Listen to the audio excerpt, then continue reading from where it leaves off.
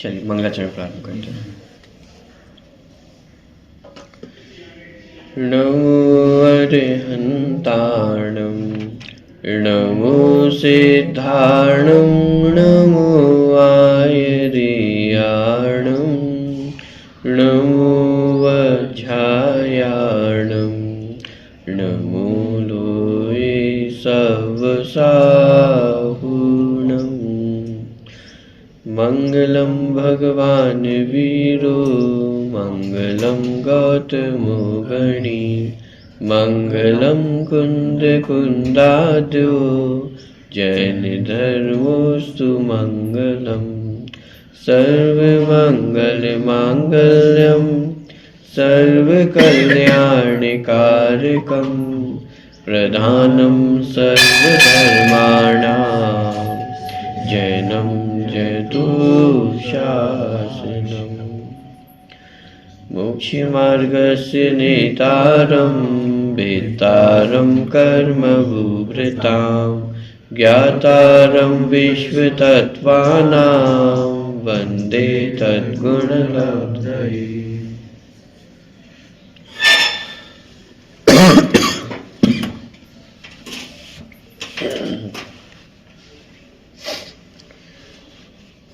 तत्वार सूत्र ग्रंथ में 5 ज्ञानों के विषय संबंधी चर्चा अपनी चल रही थी। 26, 27, 28 और 29 नंबर के सूत्र। अंतिम कक्षा में हमने इनका जो सामान्य अर्थ था चारों ही सूत्रों का वो अपन ने देखा था। 5 ही ज्ञानों के क्या क्या विषय हैं वो इन 4 सूत्रों में स्पष्ट किया गया है। सूत्रों का पाठ एक बार अपन करते हैं, चारों ही सूत्रों का, और फिर इनके अर्थ को अपन समझेंगे। 26 नंबर का सूत्र है, पृष्ठ क्रमांक 59। चल मति श्रुतयोर निबंधो मति श्रुतयोर निबंधो मति श्रुतयोर निबंधो मति श्रुतयोर निबंधो द्रव्येषु सर्वपर्यायेषु द्रव्येषु सर्वपर्यायेषु द्रव्येषु सर्वपर्यायेषु द्रव्येषु सर्वपर्यायेषु। इस 26वें नंबर के सूत्र में मति ज्ञान और श्रुत ज्ञान के जो विषय हैं, माने मति ज्ञान और श्रुत ज्ञान जिन जिन पदार्थों को जानते हैं उसको स्पष्ट किया गया कि मति और श्रुत ज्ञान किसको जानते हैं? द्रव्येषु असर्व पर्यायेषु, माने संधि विच्छेद होगा तो उसमें से आ निकलेगा। द्रव्येषु असर्व पर्यायेषु माने सभी द्रव्यों की असर्व पर्यायों को, सर्व द्रव्य की असर्व पर्याय, माने मति ज्ञान और श्रुत ज्ञान 6 द्रव्यों को जान सकते हैं। जाति अपेक्षा देखें, जीव, पुद्गल, धर्म, अधर्म, आकाश और काल, सभी द्रव्य हो गए। तो मति श्रुत ज्ञान 6 द्रव्यों को जान सकते हैं, लेकिन सभी द्रव्यों की कुछ पर्यायों को ही जानते हैं, सभी पर्यायों को नहीं जान सकते हैं। फिर चाहे वह भूतकाल संबंधी हो, वर्तमान की और भविष्यकाल की भी कुछ पर्यायों को ही जाना जा सकता है। जैसे मति श्रुत ज्ञान में हमें पता है कि मृत्यु होनी है, हम अपना भविष्य जानते हैं या नहीं जानते हैं, तो कुछ पर्यायों को ही जाना जा सकता है। माने हमें पता है अब हमारी मृत्यु होनी है, जन्म होता है, मृत्यु होती है, भूतकाल में जन्म हुआ है, तो ये हमारे ज्ञान का विषय है या नहीं है। अब जैसे जैसे ज्ञान का क्षेत्रफल अधिक बढ़ता है तो उसमें और स्पष्टता आती है। जैसे हमारी मृत्यु होनी है ये हमें पता है, ये मति शुद्ध ज्ञान का विषय। अवधि ज्ञान में आपको ये भी पता चल जाएगा कि किस दिन होनी है, कब होनी है। तो ये सिर्फ क्षेत्रफल ज्ञान की विशेषता बढ़ रही है, तो उसमें पर्याय अधिक हो गई है। और मति श्रुत ज्ञान में पर्याय कम जानने में आती है, माने 6 द्रव्य जानने में आते हैं, लेकिन 6 द्रव्यों की सभी पर्याय जानने में नहीं आती है, कुछ ही पर्याय जानने में आती है। ठीक, तो ये मति श्रुत ज्ञान का विषय हुआ। 27वें नंबर का सूत्र, रूपेश्व वधे रूपेश्व वधे।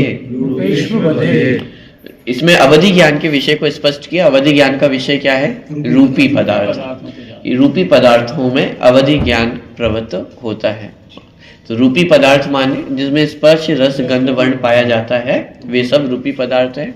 और सरल भाषा में कहें तो अवधि ज्ञान मात्र पुद्गल को ही जानता है, क्योंकि 6 द्रव्यों में एकमात्र पुद्गल द्रव्य ही रूपी है, शेष सभी द्रव्य अरूपी हैं। तो अवधि ज्ञान की प्रवृत्ति मात्र पुद्गल द्रव्य को जानने में होती है।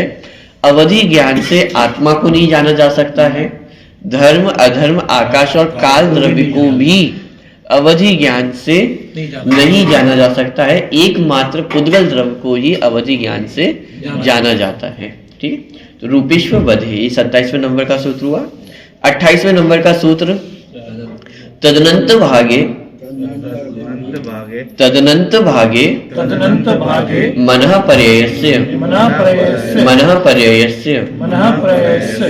तदनंत भागे मतलब जो ऊपर अवधि ज्ञान की चर्चा करके आए हैं, तो अवधि ज्ञान के जानवे विषय के अनंतवें भाग में, तदनंत भागे, तत् मतलब अवधि ज्ञान, अवधि ज्ञान के अनंतवें भाग में मनः पर्ययस्य माने मनः पर्यय ज्ञान की प्रवृत्ति होती है।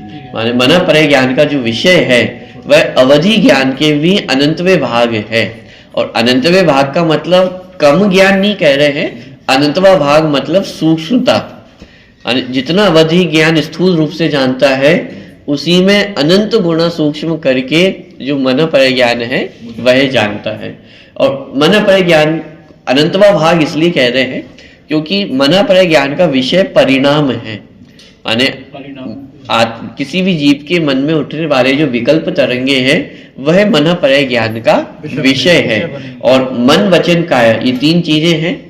तो वचन और काया की क्रियाओं से सूक्ष्म मन की क्रिया होती है। माने जो मन के विकल्प हैं वो अनंत गुणे सूक्ष्म होते हैं वचन और कायों की प्रवृत्ति से। तो इसलिए कहा कि जो मनः पर्यय ज्ञान का विषय है वह अनंतवा भाग है।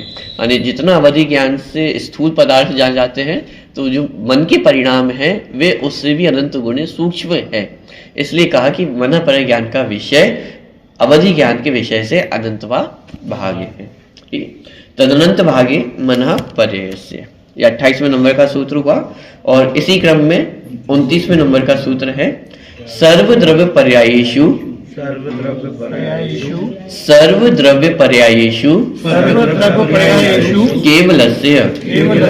केवलस्य सर्वद्रव्य पर्यायेषु माने जो केवल ज्ञान की प्रवृत्ति है वह सर्वद्रव्य और उनकी सर्व पर्यायों में, सभी द्रव्य और सभी पर्यायों में केवल ज्ञान की प्रवृत्ति होती है। तो इस प्रकार सर्वद्रव्य पर्यायेषु केवलस्य, सभी द्रव्यों की सभी पर्याय, सर्व शब्द का जो प्रयोग है वह द्रव्य के साथ भी होगा और पर्याय के साथ भी होगा।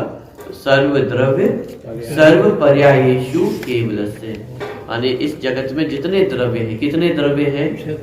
6 द्रव्य हैं, जीव, पुद्गल, धर्म, अधर्म, आकाश और काल। अब इन्हीं को संख्या अपेक्षा देखें तो जीव कितने हैं? जीव अनंत है। पुद्गल कितने हैं? अनंतानंत। अनंतानंत कैसे?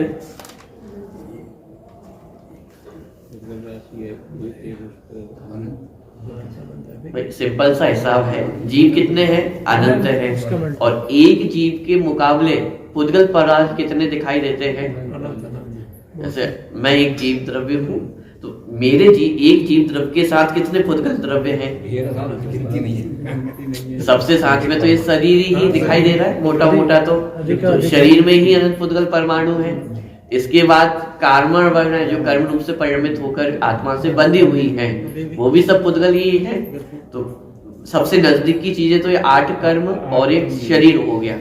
इसके अलावा सिर्फ मुझसे रिलेटेड बाहर की कितनी चीजें, जैसे मेरे वस्त्र हो गए हैं, बाहर का जितना परिग्रह है वो सब भी पुद्गल द्रव्य है। तो एक जीव द्रव्य के कितने पुद्गल द्रव्य, माने एक जीव द्रव्य के मुकाबले पुद्गल द्रव्य कितने खड़े हुए हैं? अनंत गुणा खड़े हुए हैं। ये सिंपल सा हिसाब कि जीव अनंत है और पुद्गल द्रव्य अनंत है। और वास्तव में एंड रिजल्ट तो अनंत ही निकलने वाला है, चाहे अनंत कहें या अनंतानंत कहें। लेकिन अनंतानंत कहा इसलिए है क्योंकि संख्या बताने की जीव से भी अधिक पुद्गल द्रव्य है। तो ये संख्या दर्शाने के लिए अनंतानंत ऐसा प्रयोग किया है। तो जीव अनंत, पुद्गल अनंतानंत, धर्म द्रव्य एक है, अधर्म द्रव्य, आकाश द्रव्य एक है या 2 है? एक ही है। दो है ना, लोकाकाश और अलोकाकाश। ये तो एक ही में आएगी। कि आकाश द्रव्य तो एक ही है, लेकिन बस जितने आकाश के क्षेत्रों में 6 द्रव्य पाए जाते हैं उसे लोकाकाश कहते हैं, और शेष सभी आकाश को अलोकाकाश कहते हैं। लेकिन अलोकाकाश माने लोक आकाश द्रव्य अपने आप में एक ही द्रव्य है, ठीक है। और काल द्रव्य कितने हैं? एक ही। काल द्रव्य असंख्यात है, लोक प्रमाण असंख्यात। लोक प्रमाण असंख्यात माने इस लोक में जितने प्रदेश हैं, माने तीनों लोक के जितने प्रदेश हैं उतने ही आकाश और काल द्रव्य हैं, और आकाश के एक एक प्रदेश पर एक एक काल द्रव्य विराजमान है, विद्यमान है। माने आकाश के एक प्रदेश पर एक काल द्रव्य स्थित है, दूसरे आकाश प्रदेश पर दूसरा काल द्रव्य, फिर तीसरा, ऐसा कोई क्रम नहीं है कि पहला दूसरा तीसरा, सिर्फ समझाने की दृष्टिकोण से। तो इस प्रकार अनंतानंत द्रव्य हो गए। सर्व द्रव्य मतलब जीव अनंत, पुत्र अनंतानंत, धर्म अधर्म, आकाश एक, और काल द्रव्य लोक प्रमाण असंख्यात। तो इन सबको एडअप यदि अपन करेंगे तो टोटल कितना निकलेगा? अनंत ही निकलने वाले हैं। माने टोटल जो द्रव्य हैं वो कितने हैं? अनंतानंत द्रव्य हैं। और उन अनंतानंत द्रव्यों की सर्व पर्यायों को एक समय में जाते। एक द्रव्य की सर्व पर्याय नहीं, अनंत द्रव्यों की सर्व पर्यायों को, समस्त पर्यायों को। और समस्त पर्यायों का मतलब समस्त पर्याय मतलब भूतकाल की पर्याय, वर्तमान की पर्याय और भविष्य काल की पर्याय। इन सभी को जो एक साथ एक समय में जानता है उसे केवल ज्ञान कहते हैं। तो ये केवल ज्ञान का विषय बताया कि केवल ज्ञान की सामग्री कितनी अधिक है कि अनंत द्रव्य और अनंत द्रव्यों की अनंत पर्याय, और उन सभी को एक साथ एक समय में जानते हैं। और यदि सिर्फ एक द्रव्य का खुलासा करें तो एक द्रव्य की समस्त पर्यायों का मतलब क्या है? एक द्रव्य में एक समय में कितनी पर्याय होती है?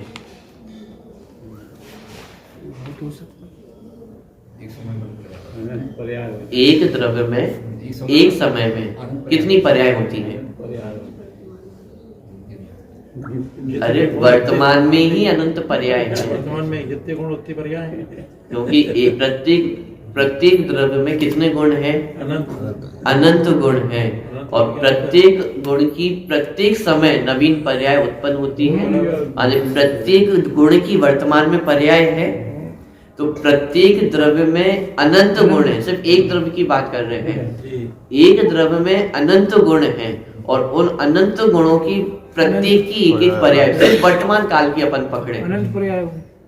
तो एक समय में ही एक द्रव्य की कितनी पर्याय? अनंत पर्याय हो गई हैं। और यहाँ तो अनंत द्रव्यों की बात हो रही है, अनंत द्रव्यों की अनंत पर्याय है, और अनंत पर्याय भी अनंत गुणों की अनंत पर्याय। और सिर्फ वर्तमान काल संबंधी भी देखे तो अनंत अनंत अनंत कितना अपन गिने। अब इसमें भूत काल भी अनंत है और भविष्य काल भी अनंत है। तो इतने अनंत को एक साथ एक बार में केवल ज्ञान जानता है। ये केवल ज्ञान की दिव्यता है। माने यदि अपन जल्दी जल्दी ऐसा बोल दे जो तीन लोग तीन काल के प्रत्येक द्रव्य को उनकी समस्त पर्यायों को एक साथ जानते हैं, वह केवल ज्ञान है। तो तब भाव भाषण नहीं होता, या पूरे तीन लोग को जानते हैं और तीन काल को जानते हैं। यदि ऐसा नहीं है, तीन काल को माने तीन लोग को जानने का अर्थ है उसमें समाये प्रत्येक द्रव्य को, प्रत्येक कण कण को। आप विचार करके देखिए, दीवार है, इतने से पिलर में कितने पुद्गल परमाणु हैं, और जो कुछ हमें दिखाई दे रहा है वो बाहर बाहर का दिखाई दे रहा है। आगे क्या होगा, कैसे होगा, अपने आप में ठोस वस्तु है, एक एक पुद्गल परमाणु उसमें बंधा हुआ है ना। आगे क्या परिभाषा होगी? अपना जीवन निकल जाएगा, लेकिन एक पिलर को जानना भी संभव नहीं होगा। केवल ज्ञान में एक समय में पूरे पदार्थ जानने में आते, और पूरे पदार्थों की एक एक पर्याय जानने में आती है। और ऐसा नहीं कि ऊपर ऊपर से जान लिया, जैसे एक ड्रोन कैमरा अपन ले और ऊपर से देखे तो पूरे मंदिर प्रांगण की इमेज अपने सामने आ जाएगी। एक बार में अपन पूरे मंदिर को जान लेंगे। अरे ऐसा जानना केवल ज्ञान में नहीं होता है। कभी मन में इमेज बनती है तो ऐसी इमेज बनती है कि केवली भगवान ऊपर बैठे हुए हैं, माने ऊपर विराजमान है और वहां से फिर पूरे 3 लोग को जान रहे हैं। कि ऐसा जानना केवल ज्ञान में नहीं होता है। ऐसा ऊपर ऊपर का जानना केवल ज्ञान में नहीं है। तो फिर कैसा जानना होता है? पूरा। सिर्फ ये भी एक बहुत स्थूल उदाहरण ही है, लेकिन जैसे किसी पदार्थ को माइक्रोस्कोप में देखते हैं ना, एक छोटा सा जैसे ब्लड सैंपल लिए जाते हैं और एक बूंद, और फिर वो एक बूंद को अपन माइक्रोस्कोप में रखें तो उसमें कितनी सारी चीजें दिखाई देती हैं। वो भी महत्व है। डॉक्टर से पूछे तो उसका तो पूरा जीवन निकल जाए उस एक बूंद के अध्ययन करने में। एक बूंद पानी की गिनती करो। तो जब एक बूंद का अध्ययन करने में ही लोगों का जीवन निकल जाता है, आप कल्पना करके देखें केवल ज्ञान में प्रत्येक द्रव्य ऐसी सूक्ष्मता से नजर आता है जैसे माइक्रोस्कोप के अंदर रख दिया हो तो पूरा उसका सारी चीजें उसकी एकदम स्पष्ट दिखाई देती है। ऐसे ही प्रत्येक द्रव्य, प्रत्येक कण कण का ज्ञान उन्हें इतनी स्पष्टता से हो रहा है। आने वाली और पर्याय। माइक्रोस्कोप का ज्ञान भी वो तो बहुत स्थूल ज्ञान है। केवल ज्ञान के सामने तो अनंतवा भाग भी क्या कहें, वो भी नहीं। अरे इतनी सूक्ष्मता से केवल ज्ञान में जानने में आता है। और प्रत्येक पर्याय, और विशेष बात यह है कि पूरा ज्ञान उपयोगात्मक ज्ञान है, लब्धि ज्ञान नहीं है। क्या अंतर है? लब्धि मतलब रखा हुआ है, उपयोग सामने उजागर है। लब्धि ज्ञान में तो हमें भी बहुत सारा ज्ञान पड़ा हुआ है, लेकिन उपयोग में वर्तमान में जितना आ रहा है वो दिया। जैसा आप केवली भगवान भी जानते होंगे 3 लोग को, लेकिन वो सब लब्धि रूप से पड़ा रहता होगा। लब्धि ज्ञान नहीं है, उपयोगात्मक ज्ञान है, निर्णयात्मक ज्ञान है। हर समय वो उपयोगात्मक ज्ञान ही चल रहा है उनका, प्रत्यक्ष है। और प्रत्यक्ष चल रहा है। ये केवल ज्ञान की दिव्यता है। तो सर्व द्रव्य पर्यायेषु केवलस्य, यानी केवल ज्ञान का विषय सभी द्रव्य और उन सभी द्रव्यों की समस्त पर्याय केवल ज्ञान का विषय है। और ऐसा केवल ज्ञान किसे प्रकट हो सकता है? केवली हो। संगी प्रत्यक्ष केवली भगवान को तो हो ही गया है प्रकट। वो किसको सकता है? संगी प्रत्यक्ष हम और आपको केवल ज्ञान प्रकट हो सकता है। मोक्ष मार्ग में किसे आगे बढ़ना है? आज तो उसके दर्शन है किसको? तो ये केवल ज्ञान की प्राप्ति ऐसा नहीं है कि कोई सिर्फ रिजर्वेशन पर से करके आए हैं उन्हीं को होना है। हालांकि सबका रिजर्वेशन है, सबको अपनी अपनी सीट बराबर मिलनी है, लेकिन कोई ऐसा विशिष्टता नहीं है कि केवल ज्ञान को ये लोग प्राप्त कर सकते हैं। हम और आप सभी इस केवल ज्ञान को प्राप्त कर सकते हैं। शर्त बस इतनी सी है कि आत्मा के प्रति रुचि होना चाहिए, इतनी शर्त है। इसके अलावा और कोई शर्त माने केवल ज्ञान की भी नहीं है। तो सर्व द्रव्य पर्यायेषु केवलस्य, यानी सभी द्रव्य और सभी द्रव्यों की सभी पर्याय केवल ज्ञान का विषय बनती है। ठीक है।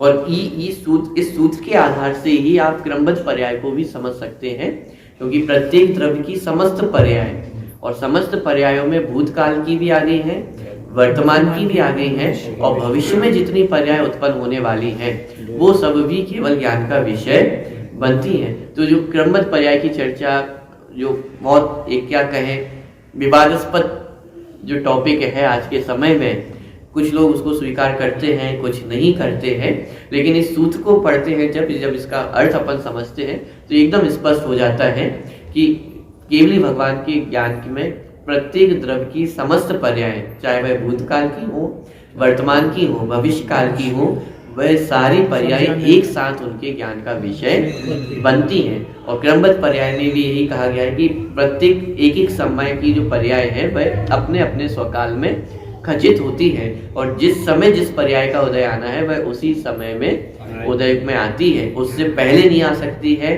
उसके बाद में नहीं आ सकती है। कहने का तात्पर्य है, जैसे मान लीजिए किसी जीव को सिद्धालय में जाना है, मारीची का जीव था, महावीर भगवान का जीव था, तो उन्हें 24वां तीर्थंकर ही होना था। तो क्रमबद्ध पर्याय का सिद्धांत ये कहता है कि प्रत्येक पर्याय अपने अपने स्वकाल में ही खचित है, माने अपने अपने स्वकाल में ही आती है, उसको पहले भी नहीं लाया जा सकता है और उसको पोस्टपोन भी नहीं किया जा सकता है। जिस समय जो पर्याय उत्पन्न होनी है वह पर्याय उस समय ही उत्पन्न होती है, उससे पहले नहीं, उससे बाद में नहीं। महावीर भगवान के जीव को 24वां तीर्थंकर ही बनना था, तो उससे पहले भी वो तीर्थंकर नहीं बन सके, जबकि उससे पहले जो निमित्त थे वो बहुत अच्छे थे। आदिनाथ भगवान स्वयं, दादाजी, पिता चक्रवर्ती, वो भी तद्भव मोक्षगामी साहब, सभी जी, पूरा परिवार ही मोक्षगामी जीव है सब उस परिवार में। लेकिन उस समय भी जहाँ साक्षात तीर्थंकर भगवान का समो शरण लगा हुआ है, दिव्य ध्वनि का श्रवण कर रहे हैं, उस समय वे अपने अधोगति का बंद करते हैं। और जिस समय वह शेर की पर्याय में थे, जिस समय कोई उपदेश देने वाला नहीं था, जिस समय मांस भक्षण चल रहा था, तो उस समय वे सम्यक्त्व की प्राप्ति करते हैं और आगे चल करके तीर्थंकर 24वें नंबर के तीर्थंकर ही बनते। तो उनकी पर्याय निश्चित थी। जब आदिनाथ भगवान से उस इतने समय पहले पूछा गया कि 24वें तीर्थंकर कौन होगा, अथवा इस माने समो शरण में कोई अन्य तीर्थंकर भी विराजमान है क्या, तो उनके केवल ज्ञान में, उनकी दिव्य ध्वनि में स्पष्ट आया कि भाई मारी इस वर्तमान माने समो शरण में मारीची का जीव है जो आगे चल करके 24वें महावीर भगवान के महावीर भगवान बनेंगे। तो इसका मतलब आगामी जितनी पर्याय थी वे भी सब खचित ही थी ना, जाने जिस जिस काल में जो जो पर्याय उत्पन्न होनी थी वे सब खचित थी या नहीं थी। इसमें एक तर्क दिया जाता है कि नहीं, वो तो महापुरुष थे इसलिए उनकी पर्याय खचित थी, बाकी सभी की तो केवल ज्ञान में महावीर भगवान, जो महावीर भगवान का जीव उस पर्याय में होने वाले थे, तो उनके माता पिता झलके होंगे या नहीं झलके होंगे। तो माता पिता झलके होंगे तो उस समय माने जहाँ तो 24वां वक्त, और उससे पहले जब मारीची की पर्याय में थे उस समय उनके माता पिता कहाँ रहे होंगे, वो केवल ज्ञान में झलका होगा या नहीं झलका होगा।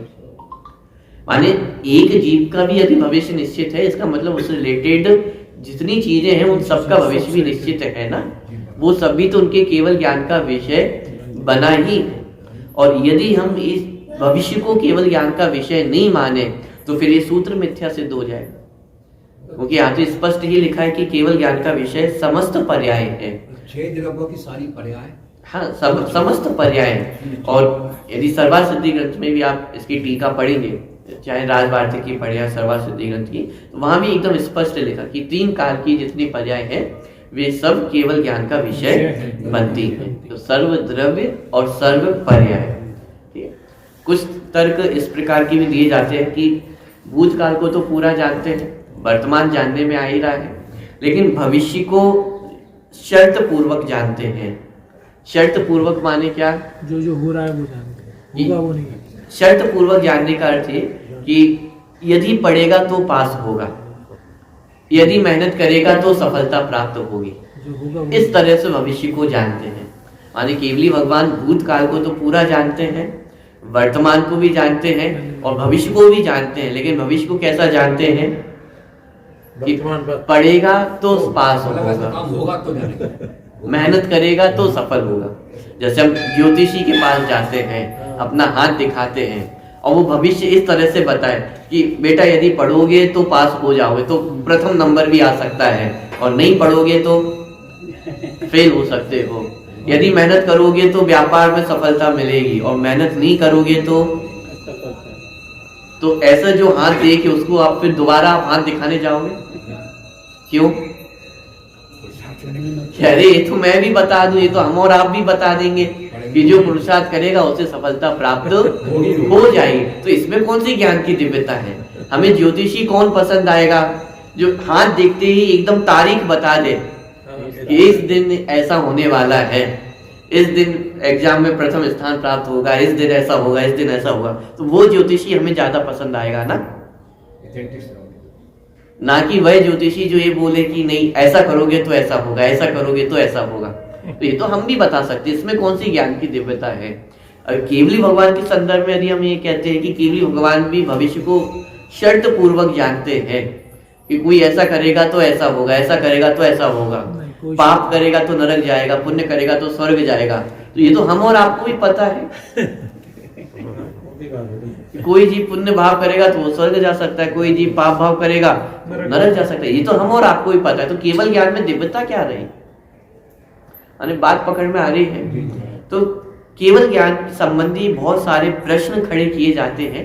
क्यों? क्योंकि मात्र क्रमबद्ध पर्याय को स्वीकार नहीं करना चाहते हैं, और क्रमबद्ध पर्याय को स्वीकार नहीं करने के चक्कर में हम केवल ज्ञान की ही तिलांजलि दे देते हैं। क्योंकि केवल ज्ञान का स्वरूप तीन लोक तीन काल की समस्त पर्याय है, और जब तीन काल के समस्त पर्याय उनके ज्ञान का विषय है, इसका मतलब भूतकाल की भी पर्याय, वर्तमान की भी और भविष्य काल की भी जितनी पर्याय हैं वे सब उनके ज्ञान का विषय बनती हैं। और जब भविष्य काल की पर्याय उनके ज्ञान का विषय बन रही हैं, इसका मतलब भविष्य काल की पर्याय भी निश्चित है ना। भविष्य में शर्त नहीं है कि ऐसा होगा तो ऐसा होगा, ऐसा होगा तो ऐसा होगा। भविष्य काल भी निश्चित है ना। जो जो होना है वह सब उनके ज्ञान का, केवल भगवान के ज्ञान का विषय बनता है। पूरे भविष्य काल में जितनी 24 होनी है, अनंत 24 जो भविष्य काल की है, वो सब केवल भगवान के ज्ञान का विषय वर्तमान में ही बन चुकी है। तो प्रत्येक पदार्थ की प्रत्येक पर्याय वो केवल भगवान के ज्ञान का विषय है। और बहुत सारे अन्य उदाहरण भी आपको जिनवाणी में पढ़ने को मिलेंगे। जैसे इसी अनुशीलन में आगे चल करके प्रवचन सार ग्रंथ की गाथाएं उद्धृत की गई है। पृष्ठ क्रमांक 62 आप देखिए।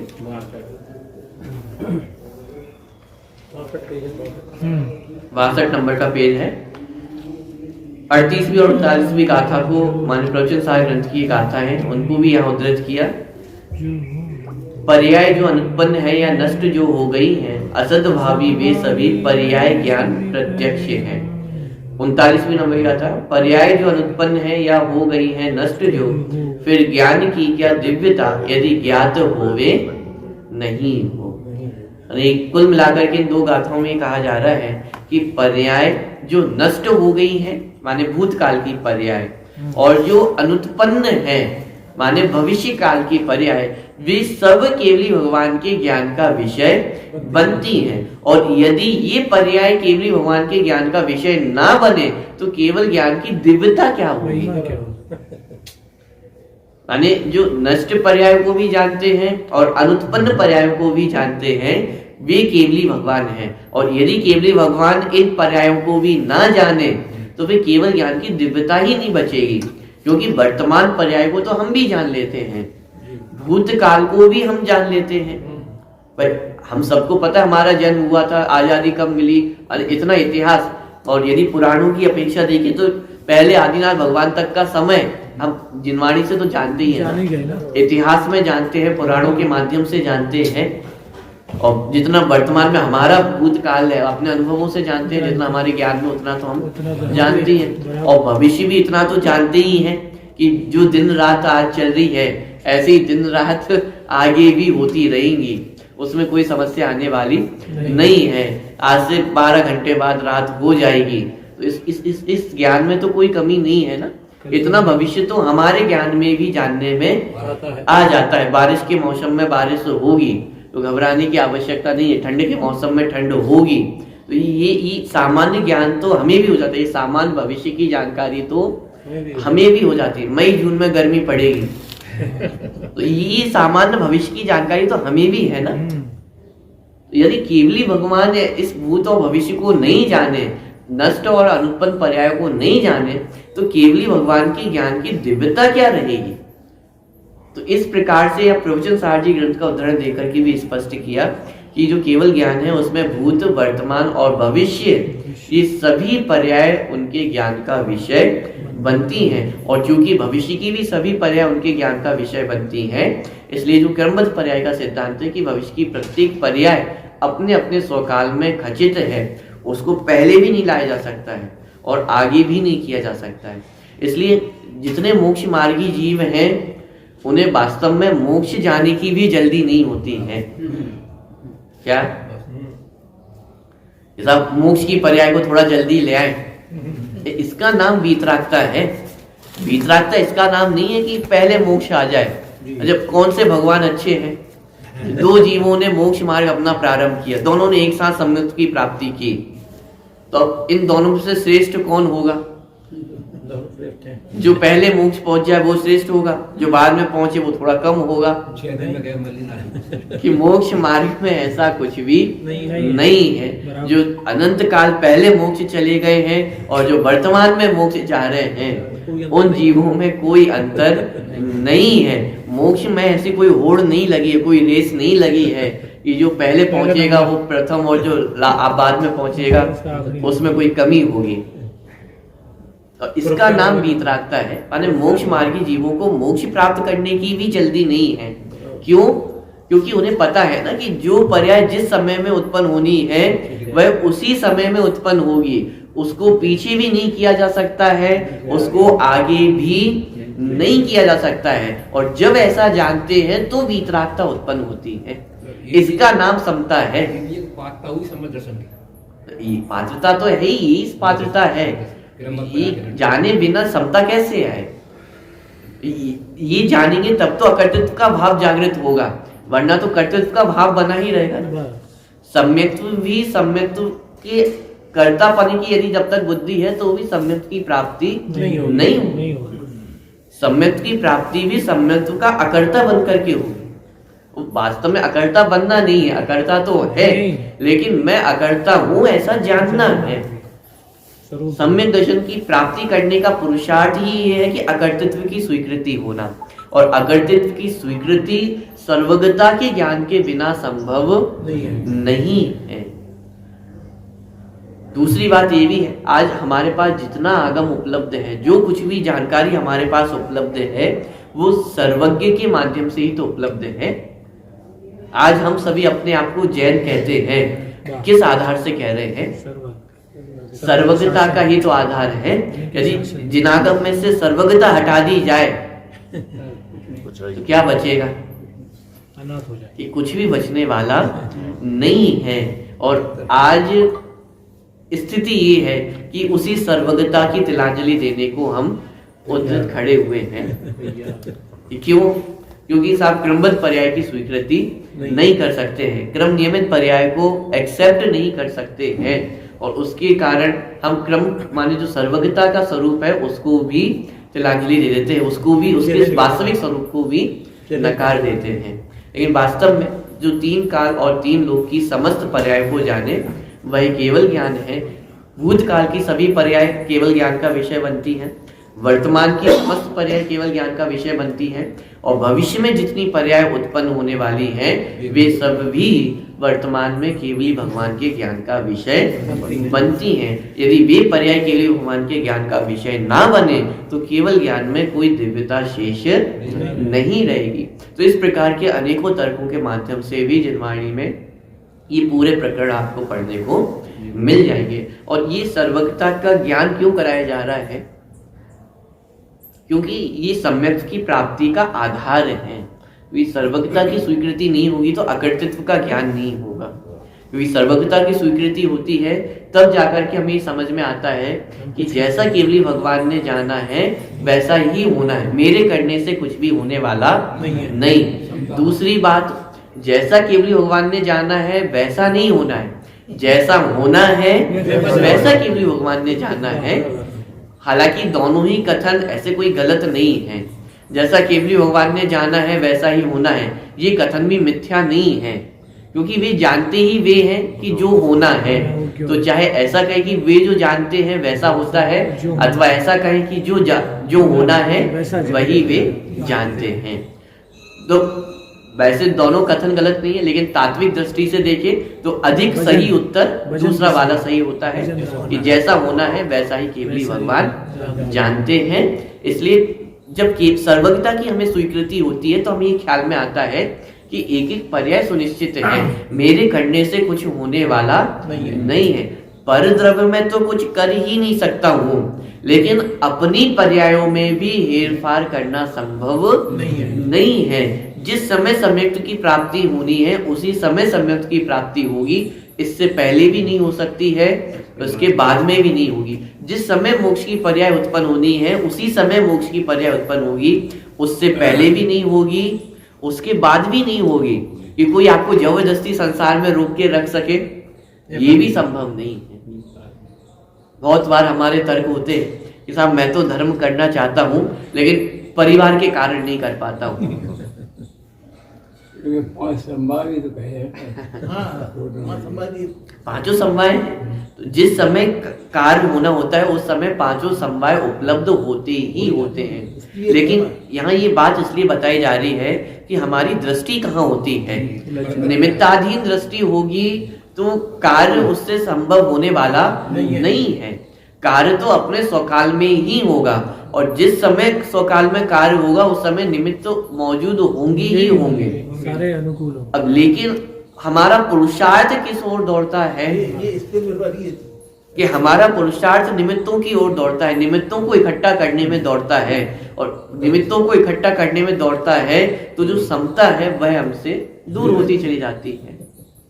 जो मन की शांति जिसे हम कहते हैं, एक सरल भाषा में कहूं, वो मन की शांति कब होगी कि जब ये तथ्य हमें स्वीकार होगा कि जब जो जैसा होना है वह उसी समय में होता है। तो फिर साहब पुरुषार्थ होगा या नहीं होगा? करे ना करे होता।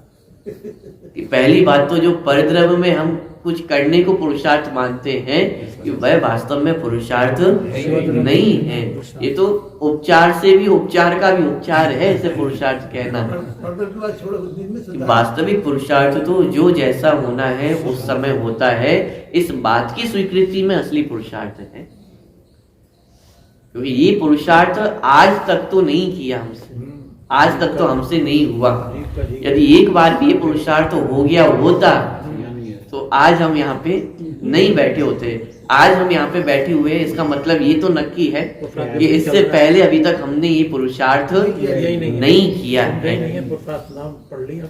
तो वास्तविक पुरुषार्थ तो जो जैसा है उसको वैसा स्वीकारने में है और उसी का नाम वीतरागता है। वीतरागता किसका नाम है?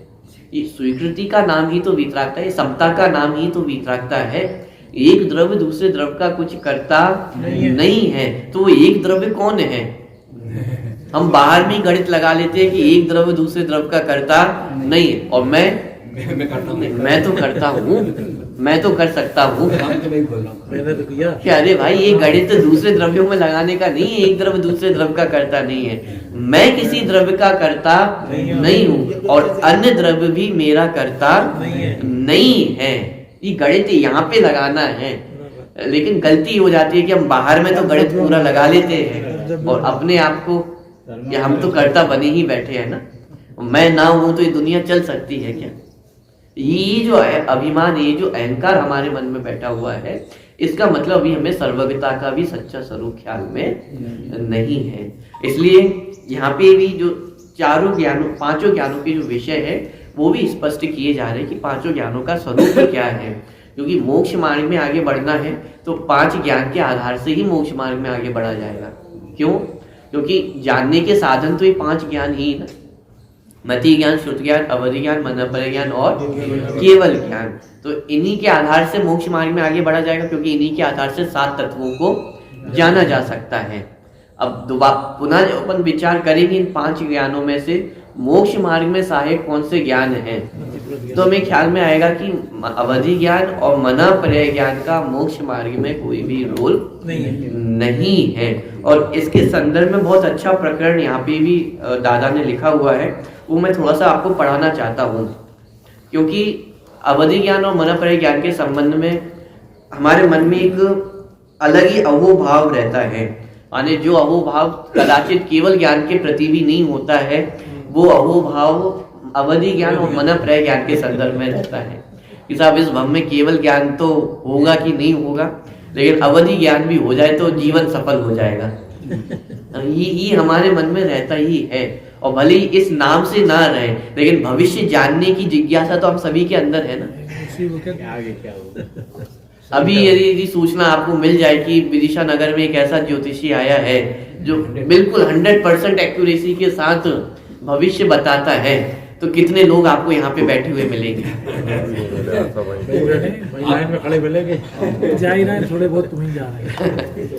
अरे ये तो हमारे मन में पक्का बैठा हुआ है ना कि भविष्य जानने में आ जाए। भले इस नाम से नहीं कि अवधि ज्ञान और मनोपर्य ज्ञान चाहिए, लेकिन ये तो पक्का है कि सब अपना भविष्य जानना चाहते हैं, और यदि कोई 100% एक्यूरेसी के साथ बताने वाला आ जाए तो ये तो गारंटी है कि यहाँ पे फिर कोई मिलने वाला नहीं है। इसका मतलब ये तो समझ में आता है कि अवधि ज्ञान और मन प्रज्ञान के प्रति कुछ विशेष अहोभाव हमारे मन में बैठा हुआ है, लेकिन वह अहोभाव कितना उचित है वो हमें समझना चाहिए। देखिए थोड़ा सा प्रकरण में यहाँ पे पढ़ रहा हूँ, पेज क्रमांक 60। बहुत बढ़िया लिखा डॉक्टर साहब। देखिए उक्त पांचों ज्ञानों का विषय क्या है, मिला?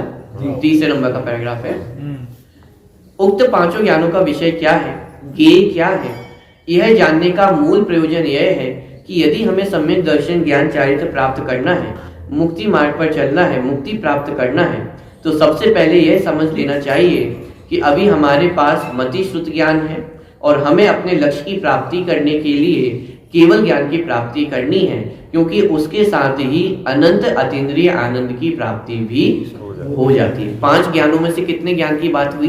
3 ज्ञान की बात हुई। वर्तमान में हमारे पास कौन सा ज्ञान है? मति श्रुत। और लक्ष्य है यदि हमें अपना प्राप्त करना है, सिद्ध दशा प्राप्त करनी है, तो उसके लिए कौन सा ज्ञान प्राप्त करना होगा? केवल ज्ञान। 3 ज्ञान की चर्चा हो गई। अब कितने ज्ञान बचे? 2 ज्ञान। अब उनकी क्या स्थिति है वो आगे खोलेंगे।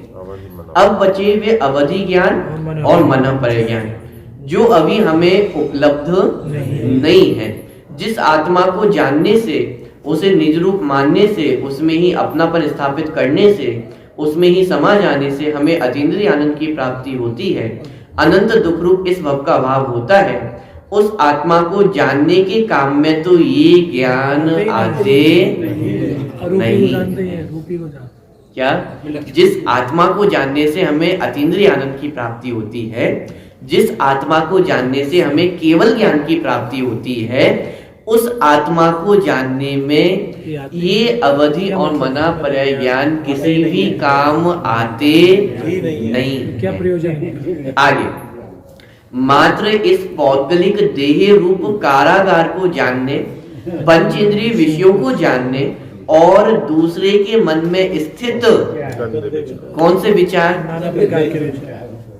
गंदे विचार। क्योंकि मनःपरय ज्ञान से किसके मन को जाना जाएगा? अनंत भगवान के मन को थोड़ी ना जाना जा रहा है। सिद्ध भगवान के पास तो मन है भी नहीं, किसके मन को जाना जा रहा है? इन संसारी अज्ञानी जीवों के मन को ही तो जाना जा रहा है। और ये संसारी अज्ञानी जीवों के मन अच्छे होंगे या गंदे होंगे? तो मनःपरय ज्ञान कैसी चीजों को जानता है? उस गली में जाएगी।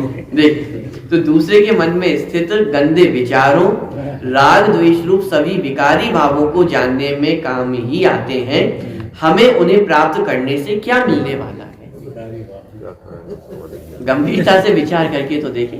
जिस मनःपरय ज्ञान की आज हमें दिव्यता ख्याल में आ रही है, मेरे पास भी ऐसा ज्ञान होता कि दूसरे के मन को जान लूं। अरे दूसरे के मन को जानोगे तो उसमें क्या जानने में आएगा? चल रही है वो जानने में आएगी। और ये मनःपरय ज्ञान की विशेषता है। जितना और उत्कृष्ट अवधि ज्ञान मनःपरय ज्ञान होता है, उतने गंदे परिणाम जानने में आ सकते हैं। क्योंकि पहले अपन पढ़ के आए हैं, क्यों 2 भेद थे मनःपरय ज्ञान के, ऋजुमति और विपुलमति। ऋजुमति मनःपरय ज्ञान तो फिर भी सरल परिणामों को जानता है, माने जिसमें कुटिलता नहीं है, ऐसे परिणाम को सीधे सीधे जो परिणाम है, सरल परिणाम है, उनको जान पाता है। लेकिन जब क्षमक्षम और अधिक बढ़ गया, ज्ञान और अधिक बढ़ गया, तो और गंदे परिणाम जानने में आते। तो देखिए क्या करेंगे उस अवधि ज्ञान का? जो मिथ्या दृष्टि पापी नारकियों तक को हो जाता है, वो क्या जाता है? नियम से होता ही है। माने जिस अवधि ज्ञान के पीछे हम दौड़ रहे हैं, वो अवधि ज्ञान तो नारकियों को भी हो जाता है, और नारकियों को हो नहीं जाता है, उन्हें तो नियम से होता ही है। मिसप्रिंट हुआ होगा, क्या क्या? क्वेश्चन मार्क लगा हुआ है आगे, मिसप्रिंट हुआ होगा। माने जिस अवधि ज्ञान के पीछे हम भाग रहे हैं, आप विचार तो करके देखिए, वो अवधि ज्ञान तो नारकियों को बिना कुछ किए हो जाता है।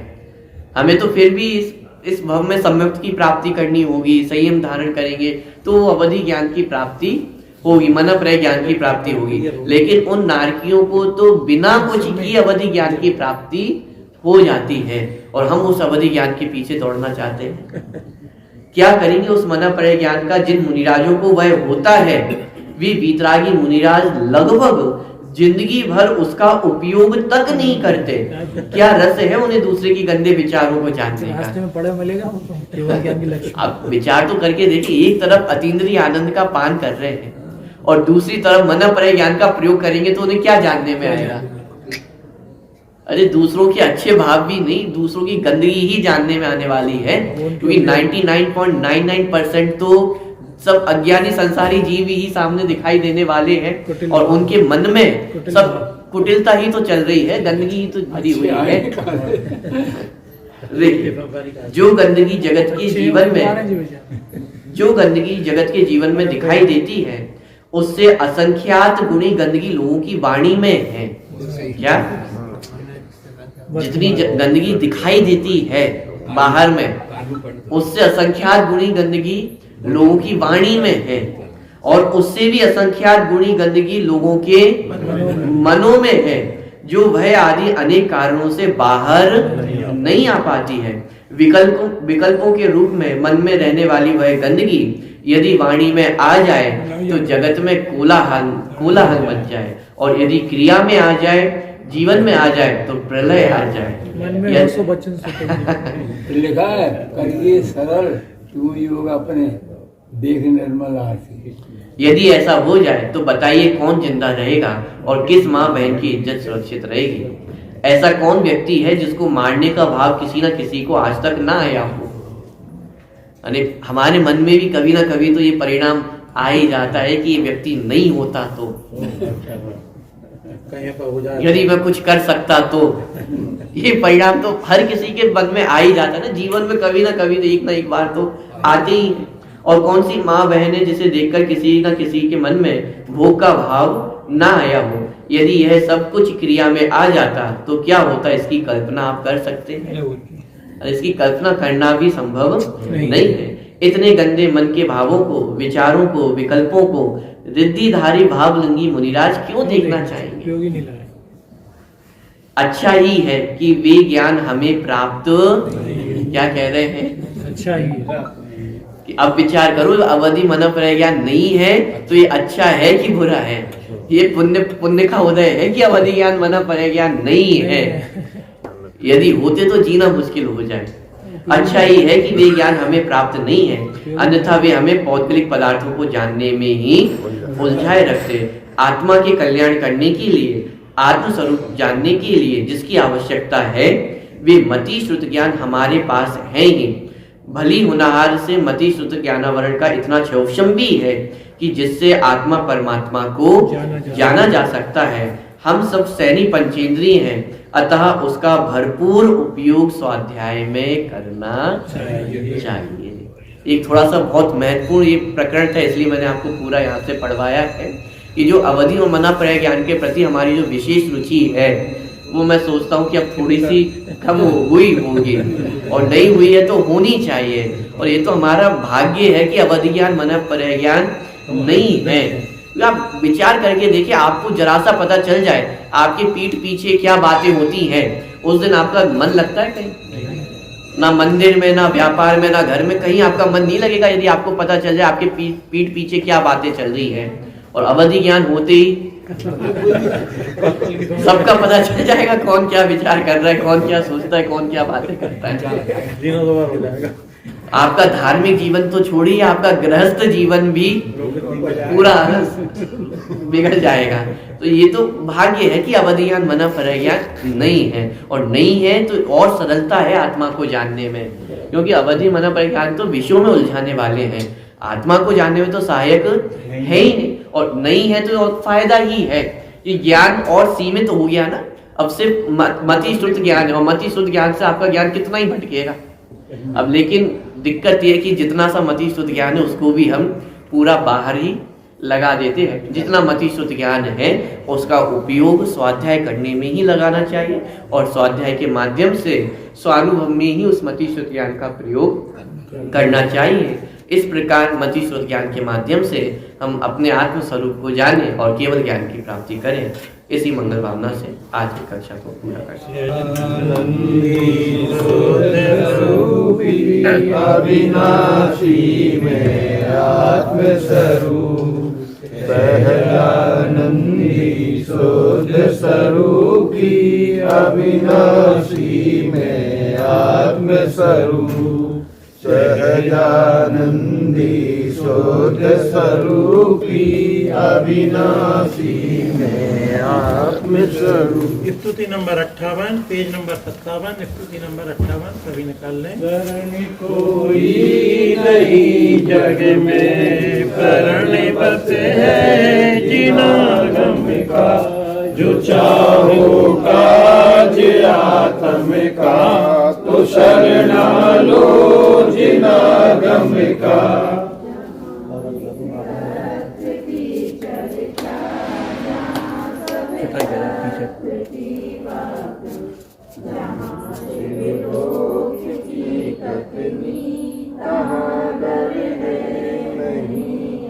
इसी से कर्म नसते हैं, इसी से भरम भजते हैं, इसी से दान धरते हैं, विरागी बन में आत्म का।